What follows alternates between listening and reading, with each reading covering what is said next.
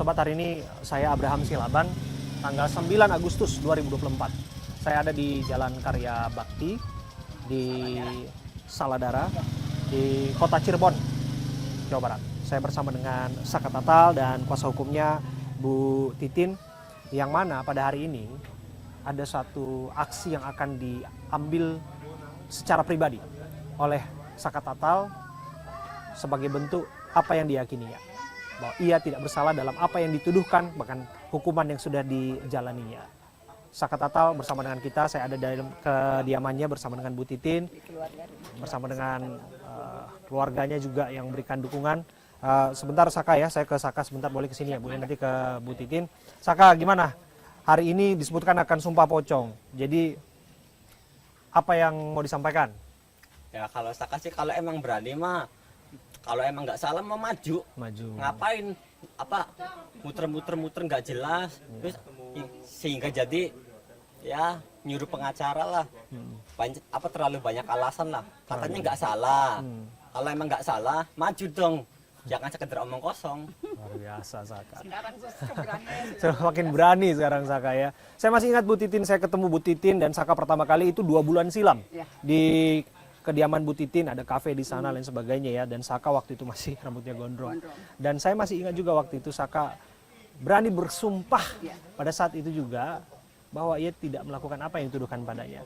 Dan hari ini kau genapi dan Saka menggenapi sumpah itu. Iya, jadi Saka juga udah apa gimana ya, buat orang percaya itu gimana sih, harus ngomong panjang lebar tuh udah capek. Saka jadi gak ada keputusan lagi, cuma satu-satunya jalannya emang kayak gini, Sumpah pocong. iya. Kalau emang dia berani maju, nggak usah terlalu banyak alasan. Untuk Saka sendiri ada persiapan nggak? Kalau itu persiapan nggak ada. Gitar-gitaran doang dia. Oh, karena memang Memang ya sudah meyakini. sudah meyakini, jadi santai-santai aja. Santai aja. Kalau orang nggak salah sih ngapain ngumpet-ngumpet. Jadi kalau Saka mah di sini main-main aja, ngapain ya dibikinin apa Tadi pusing malam dia sendiri. kondangan, Bu, mau kondangan ya iya, sok mau main ya Bu, iya. Jadi boro-boro dia punya misalnya ngapain, enggak, main biasa aja kegiatannya. Kayak tadi juga, ayo cepetan berangkat, ya Bu, main gitar dulu gitu. Memang Luar nggak ada biasa. beban. Orang mau ngadepin sumpah pocong kayak apa, dia mah enggak, gitar-gitaran gitu. Oke. Iya, Nggak ini jadi aja beban saya- pikiran ya Bu ya? Nggak jadi beban, ini pakai baju koko aja saya suruh, tadi pakai kaos doang. Sumpah pocong mau pakai kaos. Tapi ini pada akhirnya sudah pakai baju koko. Tapi ini kan proses persidangan ya Bu, masih berlanjut. Nanti saya akan berbincang ke situ dengan Bu Titin. Tapi ini mengenai persiapan dulu. Saka, dari dukungan keluarga seperti apa udah disampaikan? Ya kalau dari dukungan keluarga paling kalau emang merasa nggak salah, maju terus, nggak usah mundur sama sekali. Ada Mas Jaka juga sini, Mas Jaka sebentar. Nah ini udah senyum-senyum juga. Si ganteng dari Nah, ini luar biasa loh. Bersenyum ria di sini. Padahal publik yang menantikan malah deg-degan, gemetaran. Ini malah keluarga senyum. Ini apa di balik senyuman ini, Mas Jaka? Hah? Ya alhamdulillah sekarang udah ibaratnya udah lega, dalam hati yang paling dalam nih udah plong, udah lega. Jadi semakin banyak bukti, semakin banyak saksi yang bermunculan. Jadi sangat melegakan lah buat kami. Dan apalagi kan saya juga pernah dengar Rudiana sama Pak Hotmando kan di satu podcast. Jadi dia mengatakan berani sumpah pocong, tapi kan konteksnya beda. Dia kan konteksnya yang meninggal anaknya.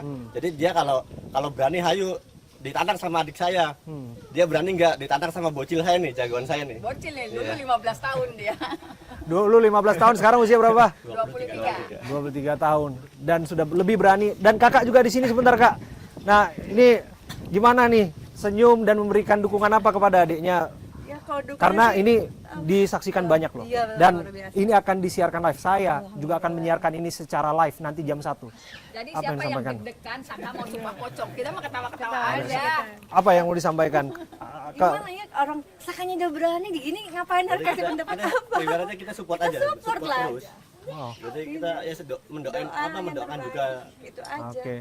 Oke. Dan ini hanya sebetulnya menggenapi apa yang pernah dikatakan oleh Saka, bahwa dia siap disumpah apapun, Iya, betul. bahwa dia Iya, dia serius jawabannya serius. Karena dari pertama saya mendengar dari sana, dia sendiri yang ngomong gitu loh. Saya berani maju, saya berani sumpah pocong. Oke. doa. Ayo kita Oke. Gitu. Ya, makasih. Oke, sambil kita jalan ya. Kita akan lihat nanti seperti apa prosesnya. Kita langsung menuju ke lokasi saat ini.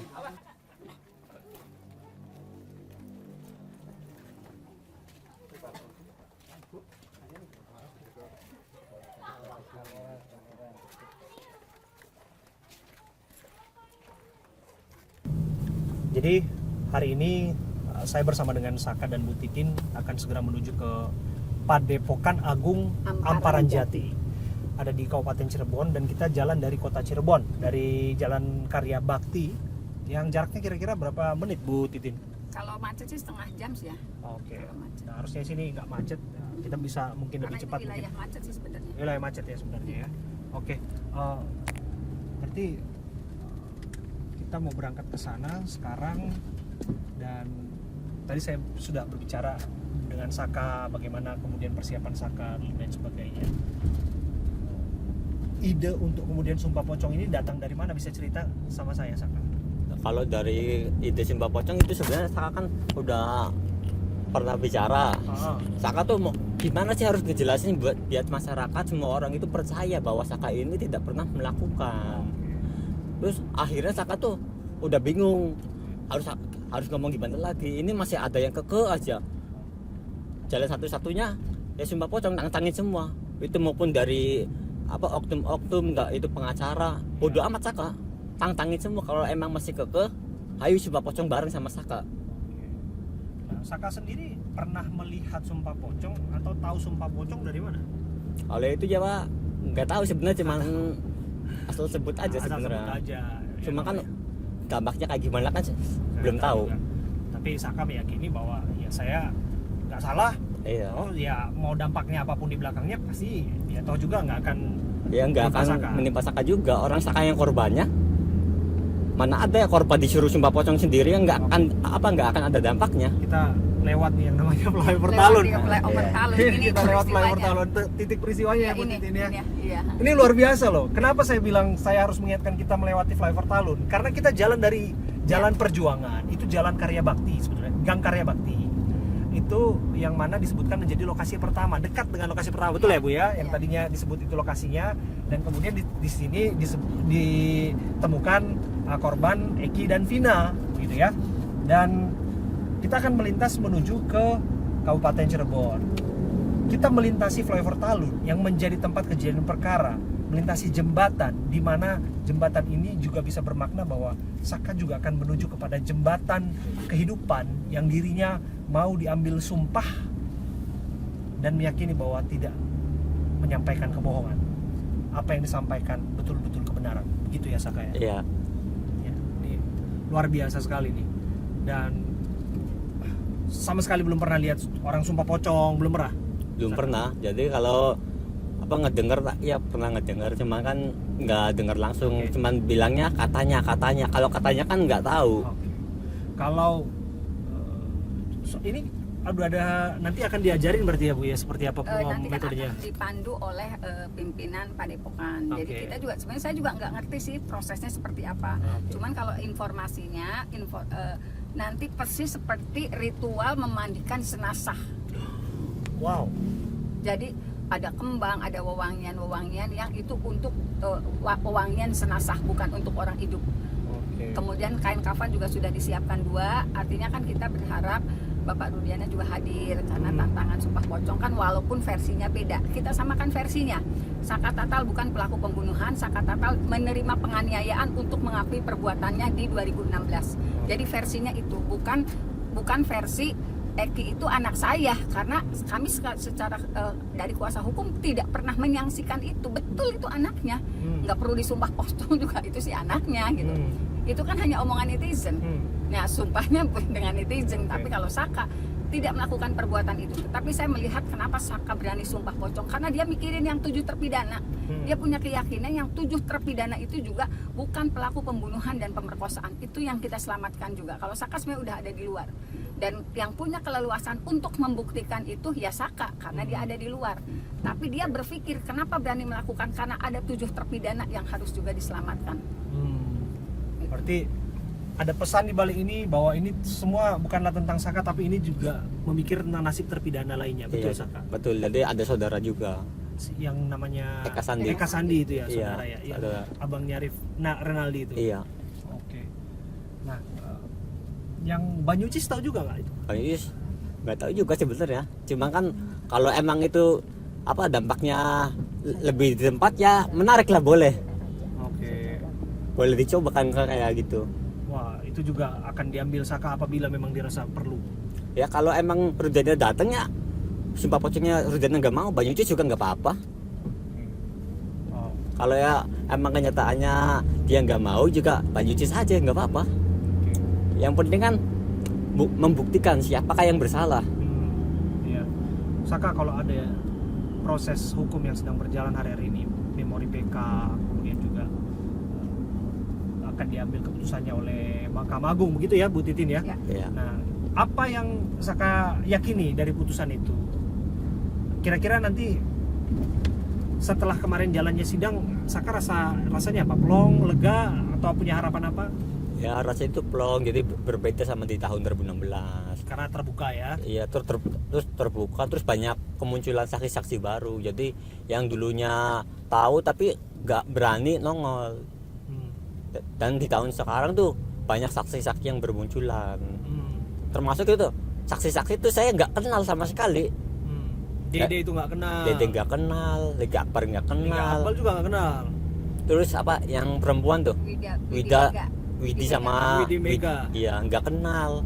Jadi Saka tuh bener-bener berterima kasih. Pada speak up semua pada Iya, bahwa mereka tuh membuka jalan kebenaran.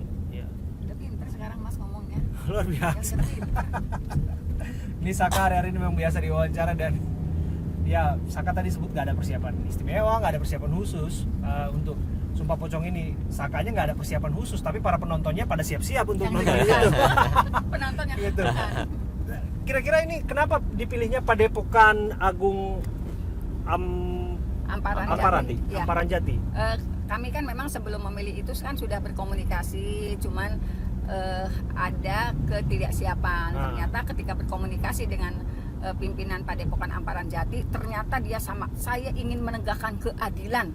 Bahasanya seperti itu. Berarti dia mengikuti kasusnya. Mengikuti kasusnya. Jadi saya ingin menyatakan kebenaran dan saya bersedia. Jadi itu. Jadi yang disampaikan pada saya juga ingin menyampaikan menegakkan keadilan.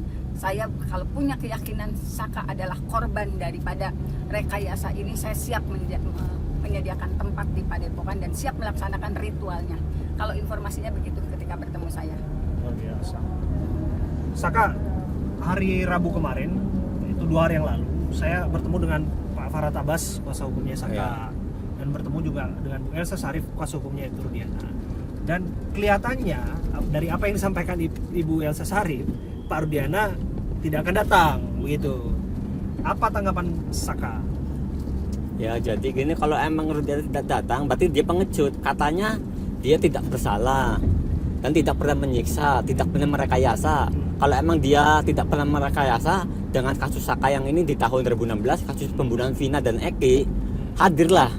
Jangan seolah-olah ngumpat menutupi apa yang diumpet-umpetin. Kalau emang merasa tidak bersalah, ya maju, nggak usah terlalu banyak alasan.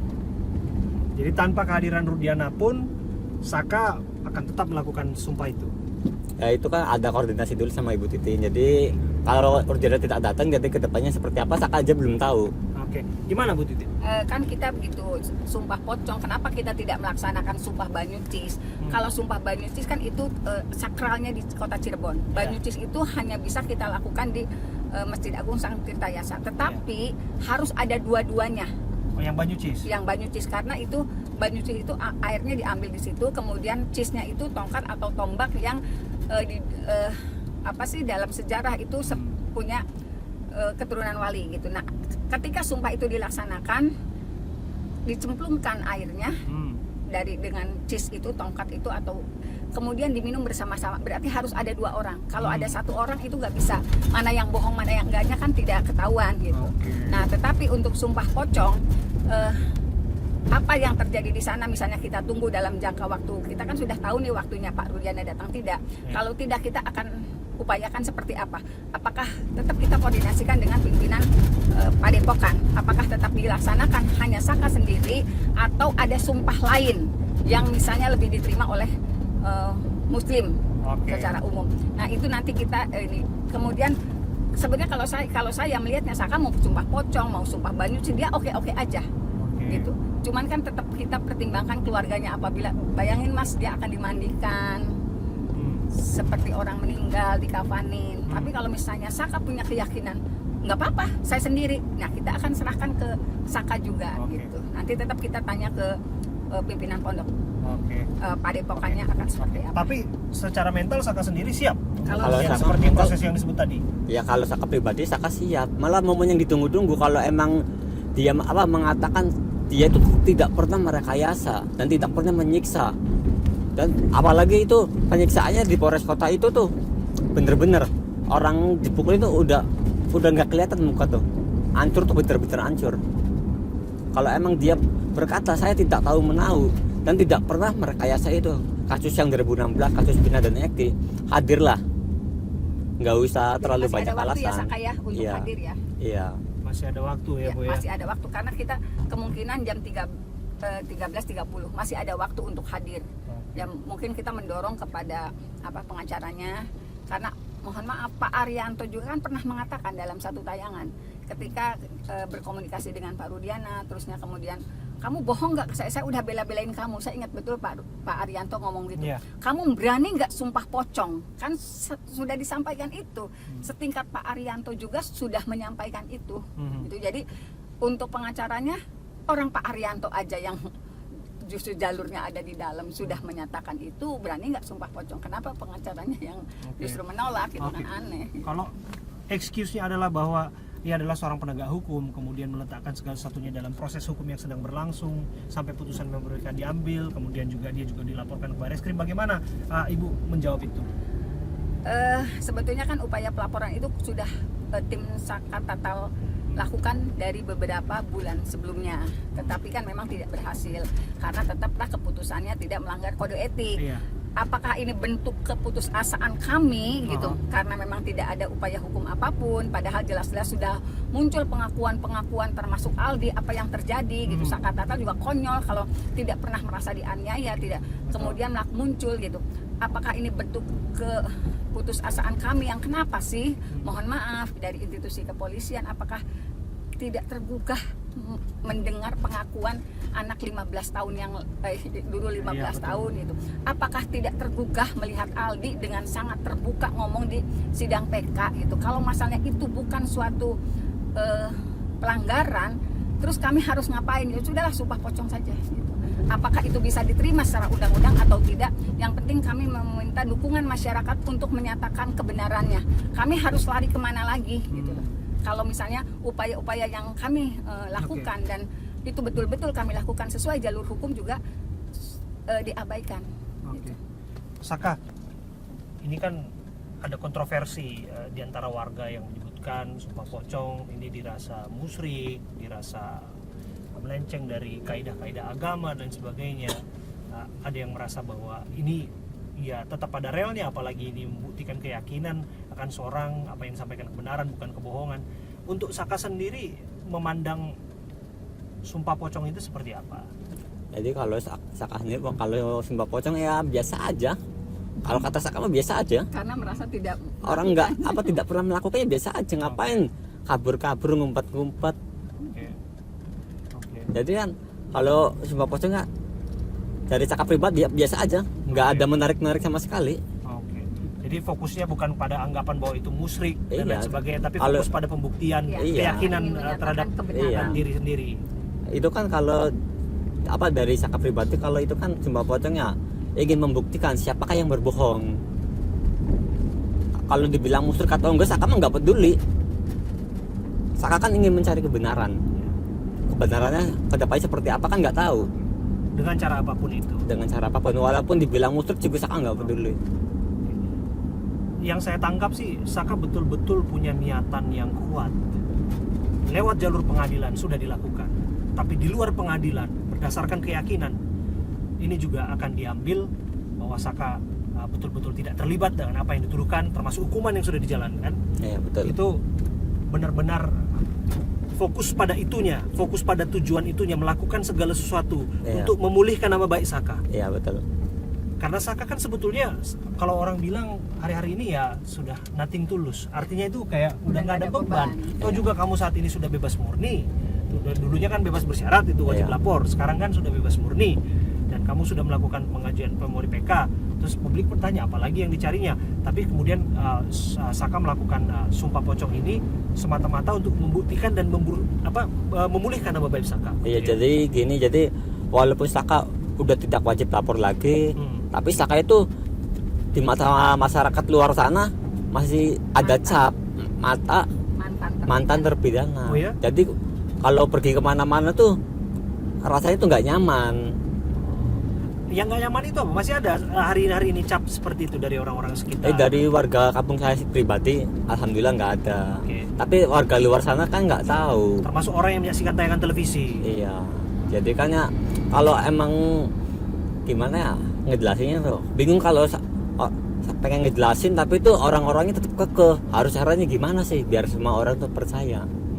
Dan kami juga mohon maaf karena pada prakteknya atribut yang disematkan pada Saka memang sangat sulit dilepaskan, karena pada prakteknya berdasarkan kekuatan hukum kan dia adalah seorang mantan terpidana, Bu Titin. Tapi lepas dari sini kan proses PK sedang dilakukan, termasuk apapun sedang dilakukan nanti keputusan. Tapi bagaimana Bu Titin melihat bahwa ini kan disebutkan nggak berimplikasi pada hukumnya nanti, nggak bernilai apapun di mata hukum yang sumpah ini. Dan bahkan Bu Elsa kemarin ketika saya wawancara ada Pak Farhat Abbas juga menyatakan bahwa ini lebih kepada musyrik. Gimana? Ya apapun anggapannya kan gini, coba kita berempati apabila hal itu terjadi pada keluarga kita. Saka sudah divonis 8 tahun penjara, menjalani 3 tahun 8 bulan. Mantan terpidana itu akan melekat sampai kapanpun. Seumur hidup? Seumur hidup. Betul. Sementara dia juga masih muda, dia sekarang 23 tahun, dia harus punya kehidupan, dia harus suatu saat dia berkeluarga, punya anak. Apabila kita tidak melakukan upaya hukum yang luar biasa PK, apabila dengan ketetapan hatinya, sekarang tuntutannya seperti apa? Saya udah pusing nih, orang banyak yang masih yang nggak percaya. Mohon maaf, terutama para pengacara nasional yang meyakini Saka dan 7 terpidana lainnya adalah pelaku pembunuhan dan pemerkosaan. Kita mengambil mau disebut musyrik oleh ini, tapi ini keyakinan Saka kalau dia tidak pernah melakukan perbuatan yang dituduhkan. Keyakinan saya yang pegang di 2016 ini peristiwa kecelakaan. Kenapa mesti mereret 8 orang yang tidak bersalah dan akhirnya divonis sampai yang 7 orang itu seumur hidup. Jadi Saka harus punya masa depan. Dia umur 23 tahun, dia akan berkeluarga, dia akan punya anak. Bagaimana apabila mantan terpidana itu melekat seumur hidupnya? Coba bayangkan kalau hal itu terjadi kepada keluarga yang diperlakukan seperti ini. Coba bayangkan gitu. Jadi bolehlah ngelihat berkas ini inkrah. Gimana kalau ternyata ini peradilan sesat? Gimana? Apakah peradilan sesat yang inkrah itu harus kita pertahankan? Jadi mohon maaf kalau yang cuma baca berkas sekarang yang hanya sebegini. Saya sudah baca berkas, saya juga bingung karena saya tinggal di Cirebon. Banyak hal yang saya tahu, saya tidak berani komunikasi ke media. Itu persoalannya. Kenapa saya meyakini ini kecelakaan lalu lintas? Karena apa? Saya juga berdiskusi sama semua orang. Pada orang-orang yang paham banget gimana sih kalau jatuhnya begini-begini. Saya berdiskusi dan itu sudah lama terjadi. Dan berbicara soal hukum bukan semata-mata soal berkas, tapi ini bicara soal kerja keras juga, karena perjuangan keadilan itu kan terus tanpa henti dan itu final gitu ya. Saya ke Saka ya. Saka pasti juga mendengar, netizen juga kan sudah banyak yang ngikutin Saka. Dan bahkan Saka juga udah dapat sepeda motor dari salah satu Ibu Tiara kan memberikan kepada Saka. Ini kan sudah jelas bahwa tidak sedikit yang memberikan dukungan kepada Saka. Artinya tidak sedikit yang percaya Saka tidak bersalah. Banyak sebetulnya yang percaya Saka ini sebetulnya ada di waktu yang salah, ada di tempat yang salah.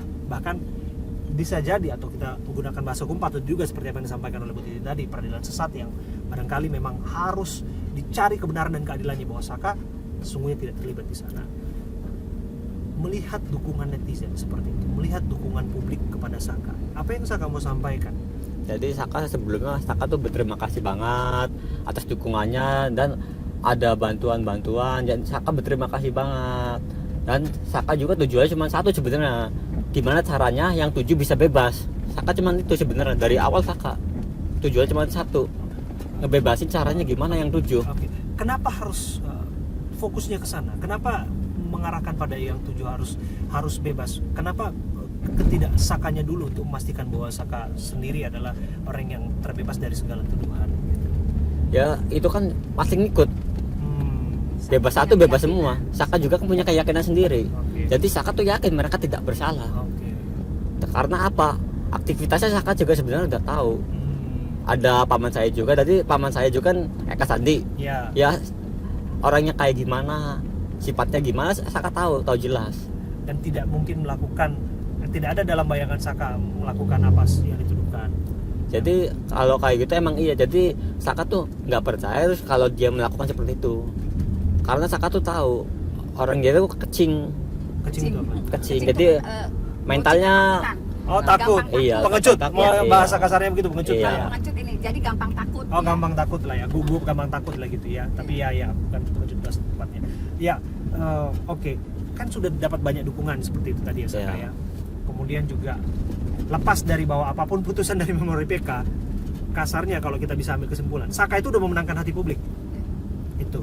Nah, kalau sudah dianggap memenangkan hati publik dan halayak ramai, apalagi yang mau dicari lewat ini? jadi kan itu kan publik. Kalau publik kan itu kan dicap negara kan beda. Yes. Pinter sekarang. Aku Masih ada cap negara. Bingung nih host. Iya, Masih ada iya. cap negara. Iya. Mantan terpidana. Ya, oke. Luar biasa Jadi ya, bagi Saka, oke, dukungan publik itu satu hal, tapi Capnya kan. cap itu Cap tetap ada. tetap ada. Iya, dari capnya Dan itu itu tetap saat ini ada, yang- masih ada sampai sekarang. Oke. Jadi kalau kemana-mana tuh, waktu dulu pertama merantau aja tuh, ya ada satu temennya proyek yang nanyain, ini sebenarnya kasus sebenarnya siapa sih pelakunya? Padahal ngomong itu tuh sama Saka sendiri, cuma Saka diem aja, pura-pura nggak tahu aja. Padahal kayak yang masuk kan Saka sendiri, cuma Saka kan pengen ngejelasin, bingung. Oke. Jadi lewat yang dilakukan inilah semua niscaya apa yang harapan Saka, isi kepala Saka itu Iya. semua dituangkan Udah nyampe di lewat sana. Ini apa saya- yang dilakukan hari Iya. ini. Ya, Lewat ya, pengadilan, ya. ya Saya itu sudah sama dilakukan. Ainus, saya Kemudian Ainus. juga Ya. lewat memori PK dilakukan, termasuk lewat sumpah-sumpah seperti ini ya Iya. Saka ya. Jadi gimana cara pun, jadi gimana semua orang tuh bisa percaya tuh Saka akan lakukan. Walaupun caranya dibilang kayak gimana juga Saka nggak pernah peduli. Yang penting Saka punya keyakinan sendiri dan Saka tidak pernah melakukan apa yang dituduhkan. Oke, saya ke Bu Titin ya. Bu Titin juga saya ikutin terus Bu Titin dari awal hingga sekarang sampai masifnya dukungan terhadap Saka, bahwa Saka mendapatkan dukungan publik yang tidak sedikit yang percaya bahwa Saka tidak bersalah dalam kasus ini. Pertanyaan yang sama Bu, saya utarakan. Lagi-lagi apa yang tertinggal, apa yang mau dicari lewat ini semua? Saya berpikir ke masa depan Saka. Sekarang gini, kalau misalnya saya yakin PK dikabulkan, Iya. tetapi dia akan jadi seorang ayah. Suatu saat nanti dia jadi seorang ayah. Bagaimana tekad seorang ayah untuk membuktikan tidak saja dengan legal formal lewat jalur pengadilan, lewat jalur PK, Oke.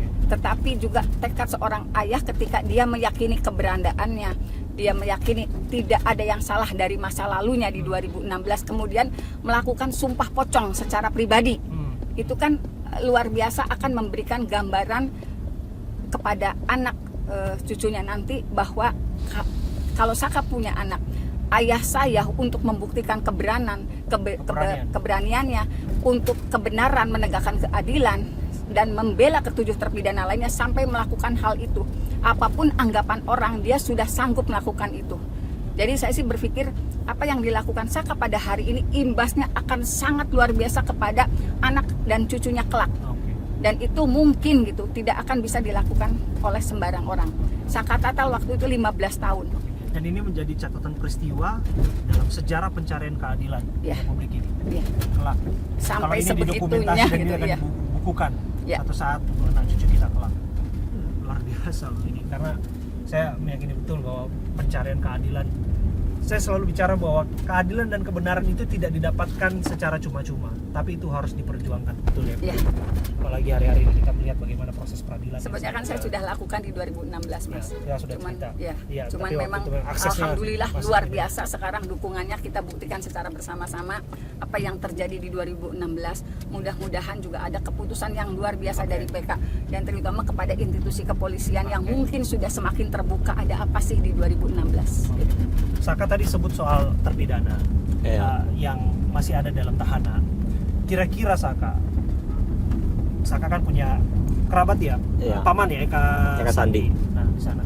Eka Sandi dan kawan-kawan akankah kemudian mengambil sikap yang sama kalau disebutkan atau ditantang untuk melakukan sumpah pocong atau sumpah apapun itulah ya, yang dianggap akan kualat pada dirinya apabila melakukan kebohongan pada sumpah itu? Apakah mereka akan berani menurut Saka? Ya menurut Saka mereka harusnya berani. Jadi dia itu ingin membuktikan kebenaran seperti apa. Ya harus menanggung resiko. Resikonya seperti apa? Siap nggak siap? Harus. Jadi jangan harus Saka aja yang berani. Jadi mereka juga pasti berani, pasti itu. Oke. Ini akan barangkali juga akan disaksikan dan saya yakin ini akan disaksikan juga para tahanan yang ada di dalam sana. Karena bagaimanapun di sana ada juga kan televisi, siaran televisi ya. Apa yang Saka ingin sampaikan kepada Yang 7 terpidana? Apa yang ingin Saka sampaikan di momen-momen jelang Saka akan mengambil sumpah pocongnya? Saka ngomong apa, mau ngomong apa ke yang 7 itu?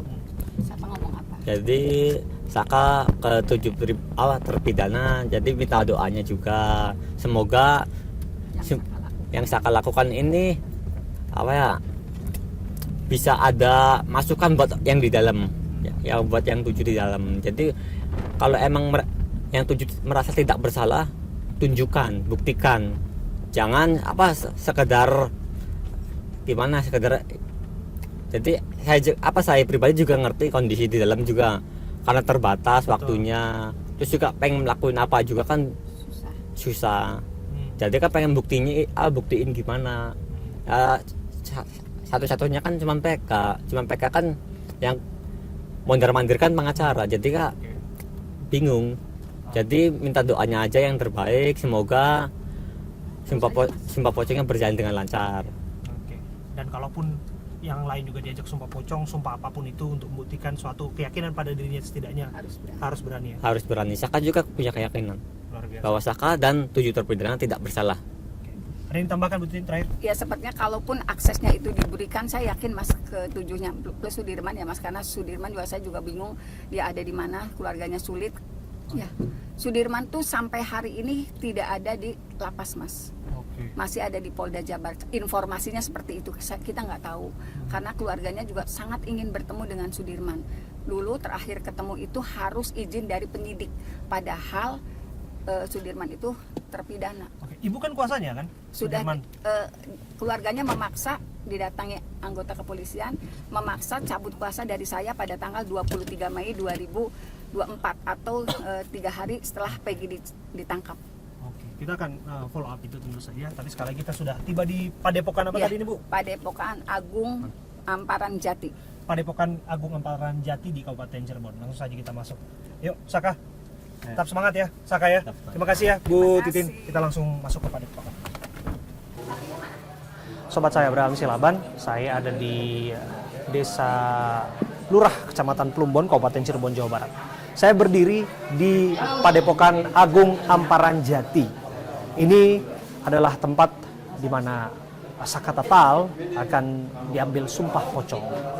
Ia meyakini dirinya tidak bersalah dan ia melakukan upaya apapun legal formal, termasuk juga upaya yang berdasarkan keyakinannya bahwa ia menyampaikan kebenaran bukan kebohongan. Dan itu juga yang disampaikannya kepada publik, termasuk tantangannya kepada Ibtu Rudiana yang dirinya mengajak Ibtu Rudiana di tempat ini untuk bersama-sama mengambil sumpah yang mana disebutkan bahwa apabila di antara keduanya ada yang berbohong akan kualat di kemudian hari. Nah tentu ini adalah cara-cara berdasarkan kearifan lokal dan keyakinan atau apapun itu. Tapi lepas dari itu kita patut untuk menghargai upaya dari seseorang untuk mencari kebenaran dan keadilan. Apalagi upaya dari Saka Tatal setidaknya berupaya untuk membersihkan nama baiknya. Apabila itu tidak didapatkannya dengan cara legal formal, setidaknya ia sudah memenangkan hati para warga dan para pendukungnya di tempat ini ataupun di mana-mana saja yang menyaksikan sikap yang diambilnya saat ini. Maka dari itu kita akan melihat apakah kemudian Ibtu Rudiana sebagaimana yang kita ketahui bersama akan hadir di sini ataupun tidak. Kecil kemungkinan yang bersangkutan akan hadir, tapi yang saya mau sampaikan bahwa hari ini di tempat ini kita akan menyaksikan sesuatu yang baru. Barangkali peristiwa yang akan menjadi sejarah dokumen perjalanan upaya pencarian keadilan di kemudian hari, bahwa seorang melakukan apapun juga untuk membuktikan bahwa dirinya tidak seperti apa yang dituduhkan kepadanya. Ia bernama Saka Tatal. Saya Abraham Silaban akan mengawal.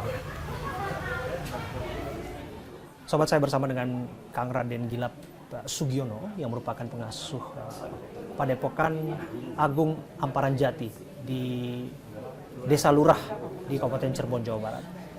Kang Raden, terima kasih sudah menerima kami ya. Ramai hari ini, Kang Raden. Iya. Ini Padepokan ini kelihatannya berbeda hari ini atau memang udah biasa ramai atau makin ramai lagi? Makin ramai. Ya? Ini persiapannya gimana Kang Raden? Karena sudah dipastikan bahwa akan pusat konsentrasi, pusat perhatian publik akan di Padepokan ini. Nggak ada persiapan apa? Sebetulnya kalau persiapan biasa-biasa saja. Tidak ada terkhusus atau teristimewa dalam hal persiapan untuk Sumpah Pocong ini. Karena kebetulan di Padepokan ini kita sudah biasa melaksanakan Sumpah Pocong. Akan tetapi objeknya itu kan lain dengan yang sekarang. Oh, yang biasa. Kalau yang sekarang ini kan kebetulan sedang berperkara. Gitu. Jadi kayaknya mencekam banget gitu. Padahal kalau menurut kita di sini sih biasa-biasa saja. Sumpah Pocong biasa, akan tetapi efeknya, dampaknya, tulahnya yang luar biasa. Kang Raden, kalau kita lihat kalau misalnya disebutkan tadi tensinya sudah tinggi, tapi ini berbeda sebetulnya. Tadi saya jalan dari kediaman Saka ke sini dan Sakanya santai-santai aja tuh. Tadi malah ketawa-ketiwi dengan keluarganya begitu dan begitu yakin bahwa beliau tidak takut dan dukungan keluarganya masif begitu ya, termasuk juga dukungan publik kita lihat tidak sedikit. Tapi begini Kang Raden, sebelum ke soal perkaranya, saya mau tanya. Ini Sumpah Pocong memang bukan pertama kali di sini ya? Bukan ini untuk kasus pertama maksudnya? Bukan. Biasanya kasus apa aja? Kasus kebanyakan kasusnya tentang keharusan rumah tangga. Wah. Ada lagi tentang misalnya satu orang ini menuduh dia nyolong, nyuri. Ada lagi yang ini menuduh dia pesugihan, pajak macam-macam. Luar biasa. Jadi kalau bapak-bapak yang punya hati mendua bahaya ke tempat ini. Jadi urusannya keharmonisan rumah tangga. Jadi mengenai kepercayaan kalau misalnya sudah diganggu hubungan suami istri begitu ya.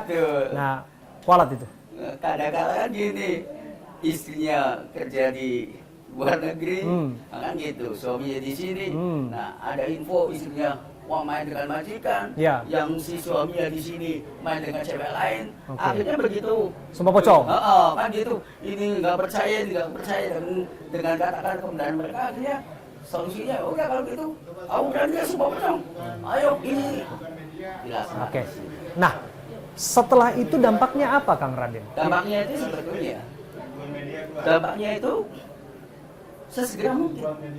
Itulah atau dampaknya yang negatif.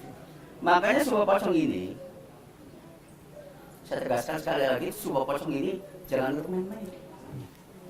Jangan lu main-main, walaupun tidak ada di syariat Islam, tidak ada. Ini hanya kearifan lokal.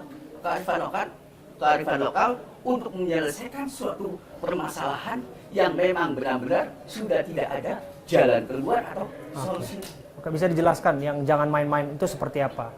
Kualatnya itu seperti apa Kang Raden? Karena publik juga menanti, termasuk saya sendiri, saya tidak pernah menyaksikan yang namanya Sumpah Pocong. Banyak juga publik yang belum pernah menyaksikan, bahkan dampaknya juga mereka belum tahu apa-apa. Betul. Sebetulnya dampak atau tulah kalau bahasa Cirebon. Dampak daripada Sumpah Pocong ini bagi yang berbohong tentunya. Ya. Bagi yang berdusta itu dampaknya. Terutama dampak negatif. Ya.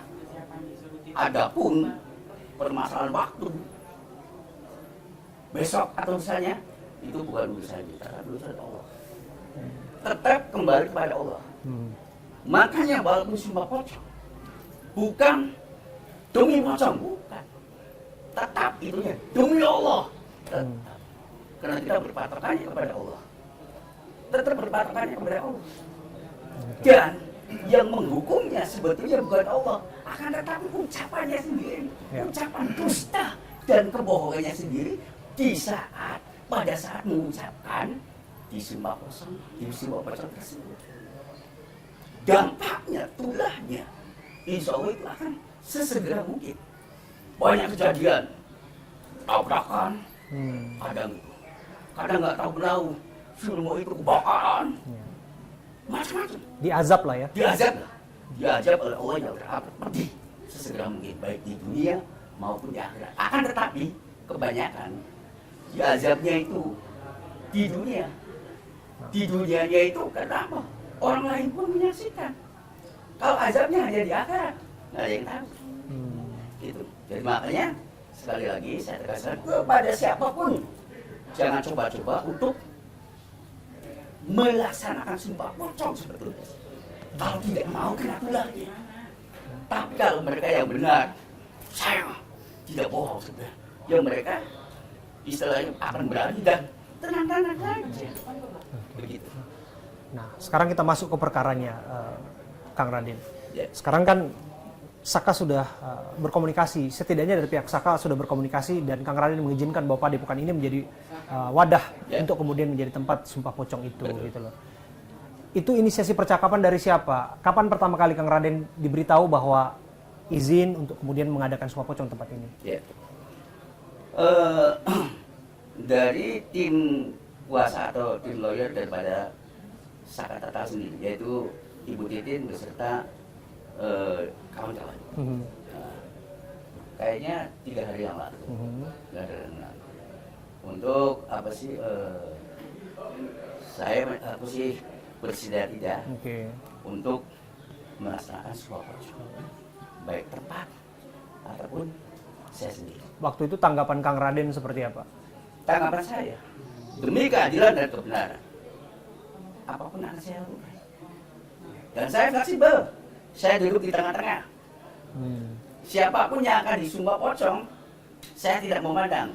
Itu si A, itu si B, itu berpangkat, berkedudukan, punya jabatan apa enggak. Silakan, siapapun. Kalau meminta keadilan dan kebenaran, demi keadilan dan kebenaran, akhirnya saya menanggapi. Maka silakan dengan terang terbuka. Karena di Padepokan Agung Ampera Jati pun tidak sekali 2 kali melaksanakan sumpah pocong. Dan tapi yang menarik ketika tadi Kang Raden sebutkan bahwa kebetulan yang pihak yang hari ini akan menggelar sumpah pocong adalah pihak yang sedang berperkara dalam proses hukum. Dan itu pertama kali di Padepokan ini. Gitu. Makanya seakan-akan mencekam sekali. Padahal kalau kata saya, sumpah pocong biasa, tapi memang tulahnya yang luar biasa. Kalau mencekam sih, kalau kita lihat dari Saka tadi senyum-senyum aja. Oh iya. Saya nggak tahu siapa yang mencekam. Betul. Tapi yang jelas begini, Kang Raden, yang ingin kami tanyakan adalah Kang Raden tadi menyinggung mengenai kebenaran dan keadilan di sana. Artinya Kang Raden juga tidak menutup mata, tidak menutup telinga atas pemberitaan yang ada. Kasus Saka, kasus kematian Eki dan Vina, gitu ya. Kang Raden berarti ngikutin itu ya? Ngikutin juga. Ngikutin juga. Walau tidak mengikuti juga, kadang begitu lihat FB, lihat TikTok, gitu ya. Walaupun tidak sengaja mengikuti, ada berita lagi. Kan begitu. Jadi kita tidak mengikuti secara ini, tidak mengikuti secara. Tapi setidaknya mendengarlah. Setidaknya mendengar. Dan melihat informasinya di TV dan berita. Saya juga asli orang Cirebon. Iya. Nggak mungkin kalau tidak mendengar. Kan begitu. Ya karena awal-awal dulu banyak juga orang Cirebon yang kami datang ke sini Kang Raden pada nggak tahu sebetulnya. Atau mungkin saya melupakan 8 tahun silam. Tapi hari ini semakin ramai dan semakin menjadi pusat perhatian. Kalau Sakanya sudah hadir di sini dan sudah siap. Tadi menyampaikan kepada saya, Bang Abraham, saya siap untuk melakukan apapun untuk membuktikan bahwa saya tidak menyampaikan pernyataan dalam bentuk kebohongan, apapun itu, dan malah dia santai-santai saja kesannya. Dan testimoni itu sudah saya dapatkan dari Saka yang lebih lega gitu. Bagaimana dengan Ibtu Rudiana? Mengenai Ibtu Rudiana, Kalau datang, kita harapkan datang beliau. Soalnya apa? Sumpah pocong ini harusnya ada 2 objek. Ya. Harus ada itu. Harus ada itu Diana dengan harus ada sakaratul. Supaya apa? Harus ada 2 objek. Supaya langsung dampak tulangnya itu bisa langsung dirasakan. Kalau hanya 1 orang, 1 objek, siapa yang mau? Ini kan gitu. Ini kan harus ada kedua. Saya harapkan Pak Itu Diana dengan gentleman juga datang ke sini. Oke. Informasi yang kami dapatkan keterangan melalui kuasa hukumnya 2 hari yang lalu kami berkomunikasi melalui program saya The Prime Show berdialog menyebutkan bahwa kecil kemungkinan untuk datang karena dianggapnya bahwa ini musyrik dan sebagainya begitu. Itu satu. Yang kedua bahwa sumpah yang pernah disebutkan 7 turunan dan sebagainya itu materi sumpah yang berbeda. Yang disebutkan bahwa yang meninggal dunia adalah anaknya yang bernama Muhammad Rizky Rudiana, bukan yang lain. Bagaimana Kang Raden menanggapi itu? Jadi sebetulnya kalau menurut hemat saya, kalau beliau merasa beliau ini benar, walaupun materinya berbeda, dimanapun, kapanpun, sumpah apapun harus berani, harus berani dong. Oke, tunggu dulu Kang. Artinya sumpah ini bisa dilakukan dengan 2 materi yang berbeda. Misalnya satu, itu Rudiana mau disumpah bahwa yang meninggal dunia adalah anaknya yang bernama Eki. Saka mau disumpah menyatakan bahwa ia menyampaikan kebenaran, ia tidak seperti yang dituduhkan kepadanya bahkan hukuman yang sudah dijalaninya. Ini 2 pokok materi yang berbeda dalam sumpah. Pocong bisa ini? Dalam sumpah pocong, ya harusnya 1 materi, 1 masalah.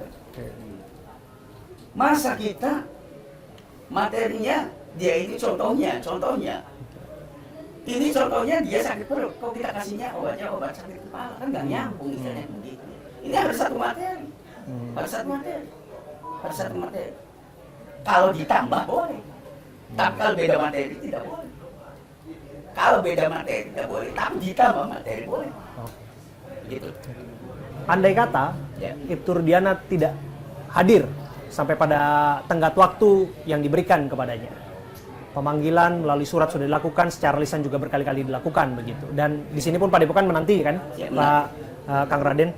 Kalau nggak datang, apakah sumpah itu masih tetap bisa dijalankan? Masih bisa. Tergantung sakaratul. Bagaimana? Tergantung sakaratul. Berarti ketika ada 1 objek, tinggal 1 objek. Sakaratul mau nggak disumpah dengan tidak ada Pak Ibtu Rudiana? Kan begitu. Kita kembali kepada mereka. Saya kan hanya pelaksana. Oke. Dan saya menanti loh, Mas. Sumpah itu bentuknya akan seperti apa? Implikasinya apa kepada Saka apabila memang dirinya sendiri yang melakukan sumpah itu? Tanpa ada pihak lain atau pihak terkait di sumpah itu? Ini kan sebenarnya sumpah pocong ini kan masyarakat atau netizen kan menantikan. Iya. Menantikan dampak daripada sumpah pocong ini kan. Kalau hanya sakaratul saja yang disumpah. Sedangkan yang satunya yang berprakara dia tidak disumpah. Iya. Nanti netizen itu akan melihat dampak tulangnya itu ke siapa? Nggak bisa. Oke. Nggak bisa. Tetap harus ada 2. Harus ada 2 objek. Lah, kalau misalnya tidak datang Pak Rudiana yang misalnya hari ini, Saka sendiri akan tetap disumpah sendiri atau kayak gimana? Itu terserah daripada kesiapan sekarang. Tapi bisa dilakukan proses itu. Oke. Jadi sifat sumpah itu sifatnya bukan sumpah pocong tapi ya? Bukan. Sumpah apa namanya? Ya enggak, tetap dilaksanakan sumpah pocong. Sebab hari ini kan sumpah pocong. Oke. Kan gitu. Sumpah pocong. Tetapi kalau ada yang mengatakan bahwa kalau sumpah pocong itu adalah musyrik apa, ini orang yang masih dangkal itu pemikiran. Picik gitu. Kenapa? Pada saat sumpah pocong kita bukan ngambil sumpahnya sumpah demi pocong. Tidak. Tetap sumpah demi Allah. Tetap. Yang menguasai langit dan bumi seisinya. Begitu. Kayak ada itu. Nggak tahu siapa yang mengatakan kalau itu musyrik. Oh, enggak. Oke. Dan tentu saja hak ataupun pendapat pribadi masing-masing pihak mengenai sumpah ini kan itulah kembali ke keyakinan masing-masing ya, ya, Kang Raden ya. Ada yang juga beranggapan bahwa semestinya kasus ini diletakkan pada persoalan hukum saja, karena prosesnya kan sudah bergulir di memori PK yang nanti tinggal mengambilkan keputusan gitu. Kok lantas ditarik-tarik ke urusan keyakinan, kok lantas ditarik ke urusan sumpah pocong dan lain sebagainya gitu, yang dirasa ini nggak akan bernilai dalam pembuktian pengadilan dan lain sebagainya begitu. Bagaimana Kang Raden menilai opini dan pandangan itu? Jadi sebetulnya ya, memang sudah saya katakan dari tadi bahwa sumpah pocong ini bagian daripada kearifan lokal. Tidak ada dalam syariat Islam, akan tetapi kita kebiasaan orang-orang kampung, orang-orang Jawa lah dari zaman dulu gitu. Jadi kalau ada permasalahan yang tidak menemui titik terang atau titik atau jalan buntu lah, itu kebanyakan orang-orang tua zaman dulu juga, yaitu ngambilnya jalan pintas dengan sumpah pocong, karena dengan hukum negara ini kan hukum negara sudah berjalan. Tetapi kan sampai 8 tahun ini kan, sampai dengan hari ini masih tetap tidak terungkap. Seakan-akan menemui jalan buntu, seakan-akan menemui sisi gelap yang terawat sana. Nah maka dari itu diambil jalan pintas untuk sumpah pocong. Kalau sumpah pocong itu memang nanti sangat kelihatan sekali dampaknya. Dampak atau tulah dari yang mengucapkan sumpah pocong yang berdusta pada saat disumpah. Tapi kalau sumpahnya di pengadilan itu ya lain, nggak mungkin akan ini. Akan berdampak atau tulahnya sesegera mungkin seperti yang dilakukan dengan sumpah pocong. Singkat kata Kang Raden ingin mengatakan bahwa orang siapapun bisa saja bersumpah demi agama, demi apapun di pengadilan. Betul. Tapi itu lebih kepada dosa apabila yang disampaikan kebohongan. Tapi kalau itu dilakukan dalam bentuk kearifan lokal seperti sumpah pocong seperti ini, dampak dan tulahnya itu akan langsung bisa dirasakan. Betul. Dan hanya waktu yang bisa membuktikan. Oke. Ini terakhir Kang Raden. Prosesinya akan seperti apa, Kang? Prosesinya seperti yang Pak Jenderal lihat di situ. Ya. Ini sudah kita siapkan. Ini sudah kita siapkan untuk 2 orang. Oke. Kain kafan beserta bumbu mayit namanya. Bumbu mayit. Bumbu mayit. Ini 100% ritualnya, persiapannya sama dengan kita mau membungkus orang meninggal. Sama tuh. Bamba bumbu mayitnya mau ritual dan segala macam sama, tidak ada yang dikurangi dan dilebihi. Persis kayak kita mau ngubur mayat. Nah nanti terus kita mengucapkan sumpah, lantas diikuti oleh si objek. Begitu. Nanti kepala sebelah sana, sebelah utara. Ya. Begitu. Ada prosesi memandikan juga? Ada. Proses dimandikan, disucikan dulu. Ada semua. Itu kan bubuk cendana, Ya. udah lengkap. Tinggal objeknya aja. Iya. Yang belum lengkap. Yang belum lengkap tinggal objeknya saja. Berarti objek sumpahnya satu sudah hadir, satu lagi belum hadir. Oke, tapi segala pernak-pernik yang dibutuhkan untuk sumpah itu Sudah 100%. sudah 100%. Tinggal kita nunggu objeknya saja. Dan direncanakan insya Allah nggak ada sholat sunnah. Oke.